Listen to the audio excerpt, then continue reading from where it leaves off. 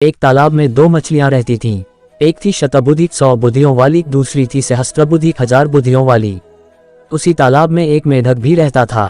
उसका नाम था एक बुद्धि। उसके पास एक ही बुद्धि थी, इसलिए उसे बुद्धि पर अभिमान नहीं था। शतबुद्धि और सहस्त्रबुद्धि को अपनी चतुराई पर बड़ा अभिमान था।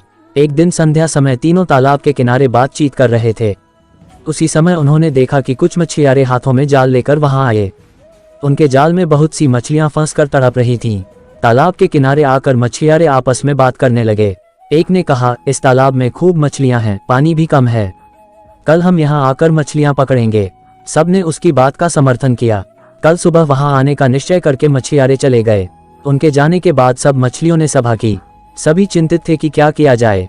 सबकी चिंता का उपहास करते हुए सहस्त्रबुद्धि ने कहा, डरो मत, दुनिया में सभी दुर्जनों के मन की बात पूरी होने लगे तो संसार में किसी का रहना कठिन हो जाए। सांपों और दुष्टों के अभिप्राय कभी पूरे नहीं होते, इसीलिए संसार बना हुआ है। किसी के कथन मात्र से डरना का पुरुषों का काम है। प्रथम तो वह यहाँ आएंगे ही नहीं, यदि आ भी गए तो मैं अपनी बुद्धि के प्रभाव से सबकी रक्षा कर लूंगी। शतबुद्धि ने भी उसका समर्थन करते हुए कहा, बुद्धिमान के लिए संसार में सब कुछ संभव है। जहां वायु और प्रकाश की भी गति नहीं होती, वहां बुद्धिमानों की बुद्धि पहुंच जाती है। किसी के कथन मात्र से हम अपने पूर्वजों की भूमि को नहीं छोड़ सकते। अपनी जन्मभूमि में जो सुख होता है वह स्वर्ग में भी नहीं होता। भगवान ने हमें बुद्धि दी है, भय से भागने के लिए नहीं, बल्कि भय का युक्तिपूर्वक सामना करने के लिए। तालाब की मछलियों को तो शतबुद्धि और सहस्त्रबुद्धि के आश्वासन पर भरोसा हो गया, लेकिन एक बुद्धि मेढक ने कहा, मित्रों, मेरे पास तो एक ही बुद्धि है, वह मुझे यहाँ से भाग जाने की सलाह देती है। इसलिए मैं तो सुबह होने से पहले ही इस जलाशय को छोड़कर अपनी पत्नी के साथ दूसरे जलाशय में चला जाऊंगा। ये कहकर वह मेढक मेंढकी को लेकर तालाब से चला गया।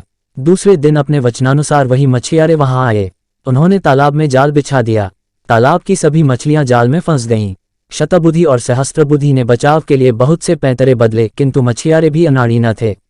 उन्होंने चुन चुनकर सब मछलियों को जाल में बांध लिया। सबने तड़प तड़प कर प्राण दिए। संध्या समय मछुआरों ने मछलियों से भरे जाल को कंधे पर उठा लिया। शतबुद्धि और सहस्त्रबुद्धि बहुत भारी मछलियां थीं, इसीलिए इन दोनों को उन्होंने कंधे पर और हाथों पर लटका लिया था।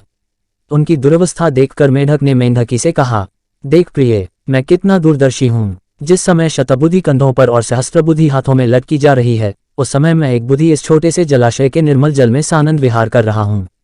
इसलिए मैं कहता हूं कि विद्या से बुद्धि का स्थान ऊंचा है, और बुद्धि में भी सहस्त्रबुद्धि की अपेक्षा एक बुद्धि होना अधिक व्यावहारिक है।